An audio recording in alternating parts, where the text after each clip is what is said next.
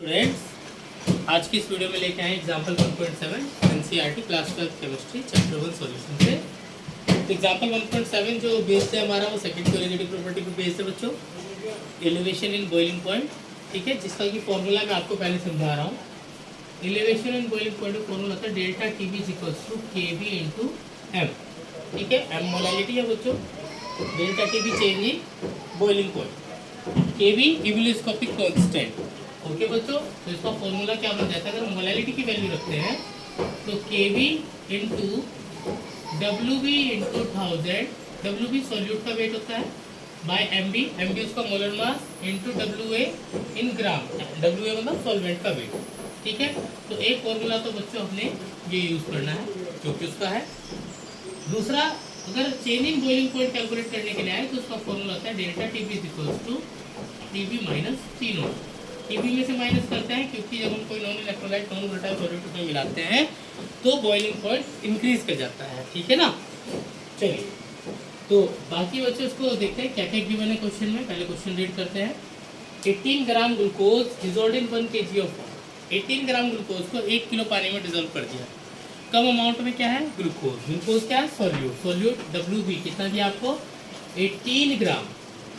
और वाटर कितना दिया है? सॉल्वेंट 1 kg, मतलब डब्ल्यू ए जो आपको दिया है वो दिया है 1 kg, मतलब 1000 ग्राम। ठीक है, मोलर मास कितना होता है हमें क्या, क्योंकि हमें सॉल्यूट का मोलर मास भी रिक्वायरमेंट है तो ग्लूकोज का मोलर मास निकाल लेंगे। 6 × 12 प्लस 12 × 1 प्लस 6 × 16। ठीक है, एटॉमिक मास और जितना एलिमेंट है उससे मल्टीप्लाई कर देते हैं, सबका सम ही मोलर मास कहलाता है 180 ग्राम पर मोल। ओके, चलिए बच्चों, तो यहाँ पर हमें के बी गिवन है, के बी फॉर वाटर हमें गिवन है, के बी इज 0.52 और यूनिट क्या होती है बच्चों? के जी मोल इनवर्स। कई बार इसकी यूनिट भी एग्जाम में पूछी जाती है तो वो भी आपने याद रखना। फॉर्मूला क्या है? अब हम सबसे पहले क्या हमें क्या कैलकुलेट करना है, ये देखिए 18 ग्राम ग्लूकोज को 1 kg वाटर में डिसॉल्व किया गया है इन सॉसपैन।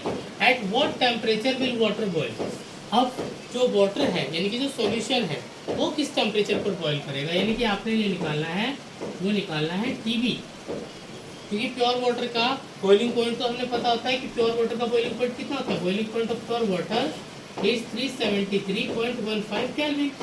तो हमें सॉल्यूशन का बॉइलिंग पॉइंट मिलाना है कि 18 ग्राम ग्लूकोज मिलाने के बाद अब वो सॉल्यूशन किस टेम्परेचर पर बॉईल करेगा। ठीक है ना बच्चों। चलिए, तो सबसे पहले अब क्योंकि इसका फॉर्मूला मुझे यहाँ पता है, मुझे पता होना चाहिए डेल्टा टीबी, क्योंकि ये फॉर्मूला मेरा डेल्टा टीबी कैलकुलेट कर देगा। टीबी कैलकुलेट हमें बाद में इस फॉर्मूले से पड़ा। क्लियर है ना। तो पहले हम डेल्टा टीबी ही कैलकुलेट करेंगे। Delta TB is equals to K B into W B into 1000 by M B into W A. Values रख देंगे, सारी वैल्यूज हमारे पास है। के बी की वैल्यू कितनी है? 0.52 इंटू डब्ल्यू बी कितना है? देखिए 18 इंटू 1000, नीचे आइए एम बी कितना है? 180, अभी आपने कैलकुलेट किया है बिल्कुल उसका मोलर मास, और वाटर का मास कितना है? 1000। तो आप यहाँ देखेंगे इजीली कैलकुलेट हो जाएगा। 18 10 जाइए और 10 से इसको डिवाइड करेंगे तो delta T B is equals to, इसको 10 से डिवाइड करेंगे 0.052 केल्विन, यानी कि चेंज इन बॉइलिंग पॉइंट हमारा इतना आया। ठीक है, अब चेंज इन बॉइलिंग पॉइंट से हम निकाल सकते हैं क्या अपना सॉल्यूशन का बॉइलिंग पॉइंट। तो आप यहाँ पर इस फॉर्मूले से ले लीजिए, since delta T B is equals to T B minus T naught B. यहाँ से टी बी निकालना है तो उसको इस साइड ले आएंगे। T B is equals to delta T B plus T naught B. Values रख दीजिए, हमारे पास ये वैल्यूज है।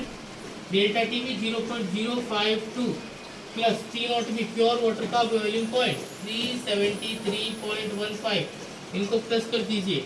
यहाँ पर प्लस कर रहे हैं 373.15 और 0.052, तो यहाँ 0 मान लेंगे। 202.373 कितना केल्विन, कितना आंसर आया है? 373.202 केल्विन। ठीक है बच्चों, तो ये था इसका आंसर। अब नेक्स्ट वीडियो में लेके आएंगे एग्जाम्पल 1.8। तब तक के लिए थैंक यू बच्चों।